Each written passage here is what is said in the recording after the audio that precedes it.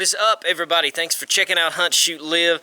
This episode today has got me super pumped. I've been thinking about doing this for a while. I was talking to a buddy recently, and we were talking about concealing a weapon with your round loaded in the chamber versus concealing the weapon without the round already loaded in the chamber. He does not want to not have one in the chamber because it takes more time to draw and to rack it, and he feels like that is going to make all the difference in the world in that life or death situation. So I'm going to put it to the test today. I have got my Glock 43, I have got my Glock 19, I have got my Glock 34, and I've also got my Ruger LCP. Also got a nifty shot timer, legit. For this ultra scientific experiment that I'm going to do, you can see I've got it split up. Right here's the column for my Glock 34, column for the Glock 19, 43, and the Ruger LCP. I'm gonna this top line, I've got loaded or not loaded, which means I either start with it loaded or I'm gonna have to load it when I draw. I'll do 3 shots each. Appendix carry all the way across through here. I'm gonna pull from the appendix carry. Try it loaded, not loaded with the 34, loaded, not loaded with the G19, so forth and so on. The middle, I'm going to do this. I'll record data for pocket carry, drawn from the pocket. I am a pocket carrier, so I'm interested in that. And then on the bottom, I'll repeat all that with drawn from the back, or the hip region. And we'll compare data and see.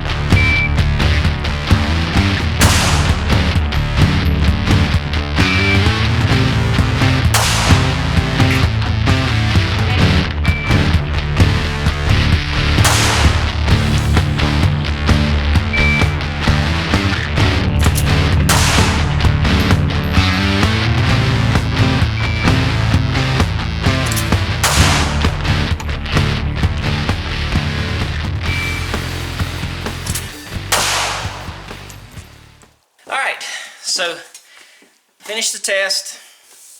Not surprised at all by the results. I kind of figured it would go this way. Here are the results. Hope the glare's not too bad. You can pause that and look at all that stuff if you really want to break it down. But again, I tested appendix carry, pocket carry, and carry from the back. I did have my shirt tucked so the gun was easily exposed each time. I'm going to talk a little bit more about that here in a minute. I ran, of course, my 4 different guns: Glock 34, 19, 43, all those 9mm, and then the LCP, which is the 380. And then I shot 3 shots each with 1 round already loaded, and then I shot three shots each, having to draw, load, and fire. It was super close, just basically. Appendix carry and draw from the back, or hip carry, back carry, did slightly edge out when it already had it loaded, as opposed to having to load. Loaded had a total time for the 4 tests of 19.53 seconds. Not loaded had a total time of 19.74 seconds. So that's super dang close, 0.2 seconds basically. So you run that test 10 times, you're going to have it split down the middle, I think. And for that matter, interestingly, out of the 12 tests that I did, 6 were won by loaded, 6 were won by not loaded. So it was totally split down the middle. There was an average difference of 0.4 seconds between all the tests. Take the time between each category, average it, 0.4 seconds average. Going back to the individual results, for hip or back carry, loaded edged out, not loaded just barely, 26.09 seconds for already loaded, 27.01. So technically just a little bit less than a second difference on those. And pocket carry, draw load fire actually won, but and it was so close. It was within like a second and a half. Really, for all this, and hey, you guys run the test yourself. If you're an adult and you respect gun safety and you take all safety precautions, run this test yourself. And I bet you that it's going to be very similar to mine. It's just going to be split down the middle. So 0.4 second average with it going either way 50% of the time. Is it important to me to have one in the chamber already? No. I'm going to continue to not carry one in the chamber, not only because it didn't make a significant difference with time, but just because of the added safety. Just in general, my kids sitting on my lap and hanging out with me, and my guns in my pocket and things like that. I feel better about not having one in the chamber, and I practice to draw, load, fire. And that's some of the final points that I want to make. I think the biggest difference in this test, well, first off, it does consistently take longer to draw from your pocket, about double the time. Appendix carry is the fastest, followed by hip or back carry, and then drawn from the pocket is the slowest. But I bet that back and appendix carry times would have been a little bit more similar to the pocket carry had I done the test with my shirt over the gun in both of those situations, whereas I did not. I had, when I was going to my pocket, I had to pull my pocket out and stick my hand down in. But when I did the tests from, appendix and back, I had my shirt tucked in, so all I had to do was draw the gun. I would say those times would be a little bit closer if I did not have my shirt tucked in, which honestly would probably be a little more close to typical carry situations. You're going to have your shirt out over it to conceal it a little bit. But main differences is pocket carry was slower, not enough slower to make me quit pocket carrying. Appendix carry was fastest, probably because it's right there. I think you need to practice whatever you're going to do. It is so close that and I'll say it threw me a little because I ran the test with appendix first, and I was just so used to that easy grab.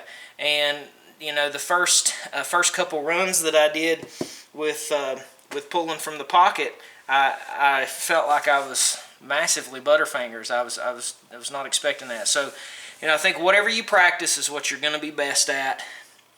Pick one, carry that way, and when you shoot, practice that way. That's going to be the important thing.